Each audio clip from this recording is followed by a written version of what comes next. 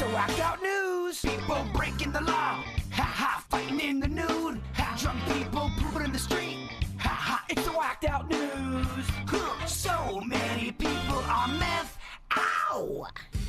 Well, on Friday evening, cops in an evacuated area of Florida arrested 2 guys for looting, which you unfortunately do see sometimes when a hurricane goes through. But the odd thing is the store that they looted, it was a Donald Trump merch store. 57-year-old Lance Petrosevich and 61-year-old John Peters were just kind of loitering around. They said that the officers were there specifically to watch out for Hurricane Helene burglars, and they saw them loitering around the closed business plaza of the Trump store, but they had a bunch of merch on them, including a Trump cowboy hat that kind of stood out. And when the cops asked them where they got them, they said that they had just washed up to their feet from the hurricane. The cops did not believe their story. Very sussy. Yeah, and charged them with burglarizing an unoccupied structure, which is a felony. That's that kind of looter crime that they can get you for. As well as misdemeanor loitering and prowling. So there you go. A New York judge officially vacated the conviction of Sing Sing star J.J. Velasquez. He has spent over 20 years in prison for a murder he did not commit. Dang. I've seen the guy on the news. I guess he just showed up to be in a police lineup, and they said, yeah, he did. And he's like, no, I didn't. I'm just here for the lineup. Couldn't believe it. So when they do lineups, do they have people that are also innocent as well? Yeah, that's the whole point of it. I mean, it's not all criminals. It's not. Yeah. I always assumed that it was 5 criminals that you're putting in there. Yeah. Because they've got... I think he was a dude that was just kind of there, and they're like, hey, can you do a lineup for us? And You so got he's like, the guy that did it, and then you have a bunch of plants. But I thought there was sometimes other criminals in there as well. I'm going by the usual It suspects. could be. It could be. Yeah. We get all of our knowledge from movies, Kevin, so we're not sure it's right. No, Well, I hear you. sometimes, if, for example, if it's 5 sex offenders and they think it might be one of them, but they might not know, they'll put 5 sex offenders in a room and they'll say, was it this guy? Yeah. Because it fits a profile. Yeah, it feels like you should. Yeah. Because that way, if you get an innocent guy, at least you're like, well, he did something. I never knew innocent people would ever be part of the lineup. Yeah, well, that's what happened. He was convicted in 1998 for the murder of a retired police detective, but new DNA evidence pointed to another culprit, and that led to the dismissal. That's crazy. Yeah, Andrew Cuomo let him out back in 2021 after 23 years in Sing Sing. He's been acknowledged by various celebrities and got an apology officially from President Biden. Wow. Yeah, now he's into prison reform, which is a great cause for people like him that are in jail that should not be. Could you imagine sitting in jail or prison knowing you didn't do it? No, because he had 2 young kids. One of them, I think, was 5 weeks old. And I know what it's like to not be around your kids. And he just said it was tough because, you know, one day out of every week, they would have to come see him in prison. So they spent a lot of their childhood themselves in prison. And that was all the time he had to try to pour into them what he wanted them to learn in life. You know? And that's just really rough. It's terrible. It's heartbreaking, isn't it? Sheehan Rochester, a 49-year-old, claims he's endured years of racially motivated harassment from neighbors, culminating in an alleged assault on September 1st. While the water incident was initially deemed harmless, he insists it was intended to undermine his dignity. Okay, that's basically what's going on. So he contacted authorities 14 times due to escalating threats, and here he is speaking out about his neighbor spraying him with water. Wendy Washuk waves to Sheehan Rochester, who refuses to respond. She was at the end of the gate giving me this Cheshire smile and waving at me. Every time I'd come down with the mower, she'd wave at me. It was very strange and creepy, to be honest with you. She appears to ask a child for a water gun and disappears from sight. The alleged assault happens off camera, but the aftermath is heard. To the victim, it was more than a harmless prank. Regardless of the method used, he was sure of the intent. It was to kind of strip me of my my integrity, right? Strip me of my dignity. Wow. This isn't a follow-up story from the lady last week that accidentally sprayed her neighbor, supposedly. I don't know. It might be.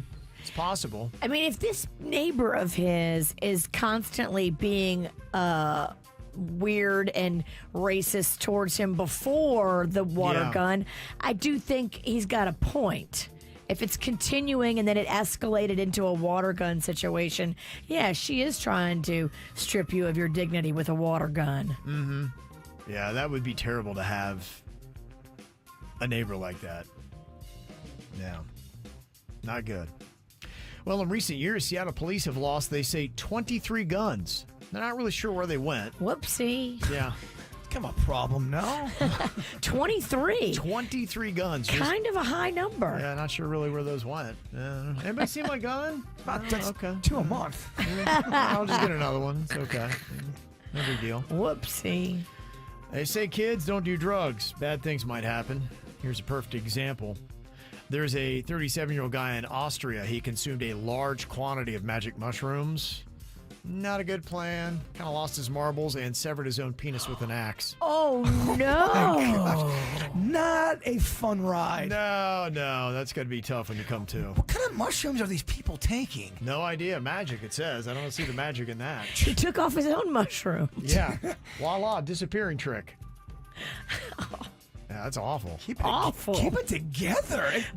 And Don't have what he's having. don't take so many. It sounds like people are just taking so many and they're going Right. crazy. An 81-year-old Montana man is facing jail time for illegally using testicles from large sheep to create hybrid sheep for trophy hunting. They call them lamb fries.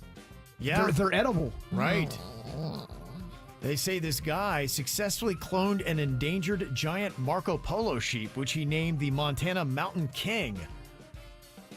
Now, he admitted that he was conspiring to use the clone to create a hybrid species here in the U.S. that would be more valuable for hunting.